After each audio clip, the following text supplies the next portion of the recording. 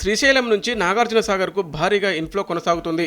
ప్రస్తుతం 5,23,000 క్యూసెక్ల నీరు సాగర్లోకి వచ్చి చేరుతుంది. డ్యామ్ సామర్థ్యం 312 టీఎంసీలు కాగా ప్రజెంట్ 264 టీఎంసీల నీటి నిల్వ ఉంది. ఈ ఫ్లో ఇలాగే కొనసాగే అవకాశం ఉండడంతో రేపు లేదా ఎల్లుండి గేట్లు ఎత్తే అవకాశం కనిపిస్తుంది. ప్రస్తుతం 34,000 క్యూసెక్ల నీటిని మాత్రమే దిగువకు విడుదల చేస్తున్నారు.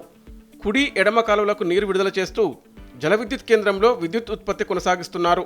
గత ఏడాది ఇదే సమయంలో నాగార్జున సాగర్లో 515 అడుగుల నీటి మట్టం మాత్రమే ఉంది. ఈసారి 590 అడుగుల గరిష్ట నీటి మట్టానికి గాను 573 అడుగులకు చేరింది. 5 లక్షల క్యూసెక్లకు పైగా ఇన్ఫ్లో ఉండడంతో రేపటికల్లా పూర్తిస్థాయి నీటి మట్టానికి చేరే ఛాన్స్ ఉంది. సాగర్ గేట్లు తీస్తే అట్నుంచి కృష్ణమ్మ పులిచింతల వైపు పరుగులు పెడుతుంది. ఈ ఏడాది కృష్ణానదికి భారీగా వరద రావడం, ప్రాజెక్టుకు పూర్తి జలకళ రావడంతో రైతులు సంతోషం వ్యక్తం చేస్తున్నారు.